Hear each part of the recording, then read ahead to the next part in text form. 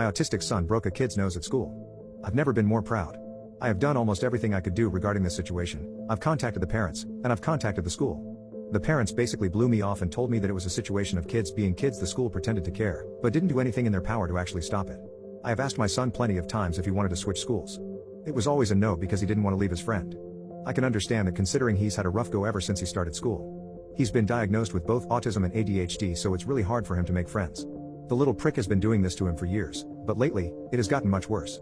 He's been shoving my son in the halls and during lunchtime, causing him to fall many times, and calls him things like retard and slow. He used to pick him up by his backpack and toss him to the ground before he had a growth spurt, but now my boy is taller than most kids in the 5th grade. But still, he didn't know how to stick up for himself. My wife always encouraged killing them with kindness, but it never worked in his favor. I have told him repeatedly for the past year that he needs to stand up for himself and fight back. Yesterday he came home crying, and it just broke my heart to see how much pain he was in.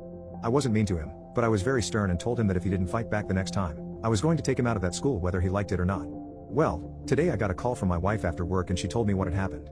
He was on his way to lunch and got shoved onto the ground, causing his knees to be a bit bruised. My son then got up and hooked the bully right in the face, causing his nose to immediately bleed. His parents have contacted us. They're threatening to sue and told us that his nose had been broken. My wife is mad at me because I've been over the moon since. I don't condone violence, but in this situation, something had to be done. If his parents didn't want it to come to this, then they should have taken it more seriously when I told them how much of a big bully their kid is. I had my fair share of bullies as a kid and I never did anything about it. I'm glad that I'm raising a son that is much tougher than I was. I hope that this has taught him to never be afraid to stick up for himself. Last night I bought him a video game he's been asking for and ordered pizza. It's not Disney World, but it's what I could afford to do. There's been a shift in his overall mood, and he even told me that he can't wait to go back to school Thursday. It seems this situation has given him a confidence boost and I am loving it. I'm a very proud dad today.